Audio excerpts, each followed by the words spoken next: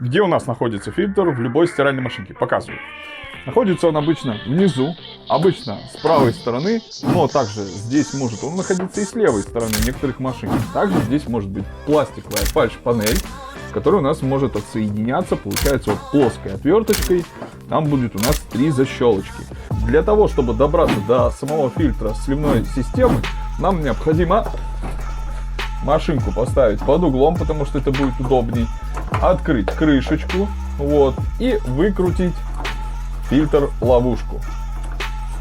Выкручивается вот таким образом. Можно применять пассатижи, но аккуратно, для этого есть отдельное видео.